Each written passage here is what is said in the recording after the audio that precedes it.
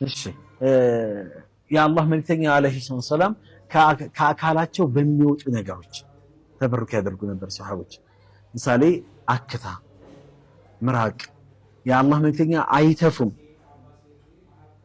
ልክ ሲተፉ ምራቅ ሲተፉ አክታቸውን ሲተፉ ሰሃቦች እንደ ኃይለኛ በረኛ ተወርውረው ይይዛሉ።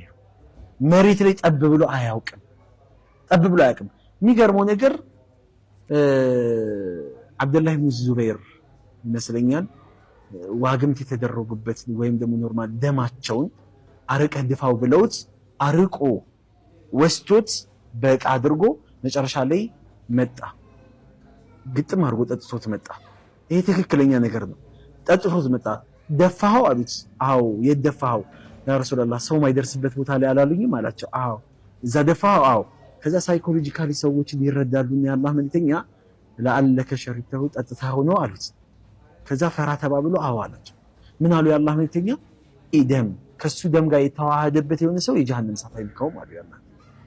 መልካም እንግዲህ እንደሰማችሁት የሙሐመድ ተከታዮች ከሙሐመድ ውስጥ የሚወጡ ቆሻሻ ነገሮችን ተሻምተው ነበረ የሚተባበሱት የሚጠቀሙት ማለት ነው። እንደምታዩት ሀዲሱን ህፃናትንም አፋቸው ውስጥ ለሃጩን አክታ ራሱ ኡስታዙ እንዳለው ህፃናት ሲወለዱ አክታ ቱ እያለ ይግታቸው ነበረ። ልክ ምራቁን ሊተፋ ሲል ተሻምተው እንደ ፈጣን በረኛ ተወርረው ነው የሚቀልቡት ያለው ሀዲሱ ያውና ቡሃሪ 27:31 ላይ ይገኛል። እንደዚህ ይላል በአላህ whenever Allah's messenger spat, the spittle would fall in the hand of one of them, i.e. the prophet's companions, who would rub it on his face and the skin.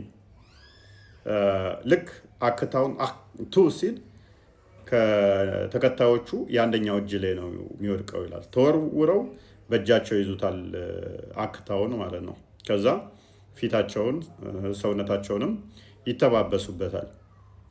በህይወት ያሉት ብቻ ሳይሆኑ ባይዘ የሞተ ሰውንም ከመቃብር አውጥቶ ሙሐመድ ምራቁን አፍ ውስጥ ይጨምራል። እንደገና ደግሞ ላዩ ላይ ምራቁንም ይተፋ ነበር ከመቃብር ውስጥ አውጥቶ ማለት ነው። እና ይሄ ሱና ነው። በጊዜው ያንን የተገበሩት ነበር።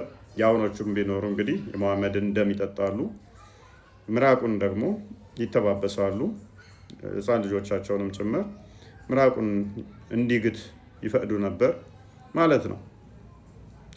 እንግዲህ ከዚህ የምንረዳው ምን ያህል ሙሐመድን እንደ አምላክ እንደቆጠሩት እንደ አምላክ እንዳዩት ከሱ የሚወጣ ቆሻሻ ነገር እንኳን መሬት እንደማትወድቅ ካካውንም ሊበሉ ሲሻሙ ሲፈልጉ እንደሚያጡ የሚያሳዩ ኪታቦች አሉ። ብዙ በርካታ ኪታቦች አሉ።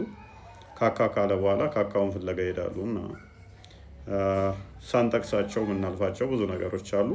የራሳቸው ኡስታዞች እንዲህ ሲያመጧቸው ግን ጠቆም ለማድረግ እንወዳለን ማለት ነው።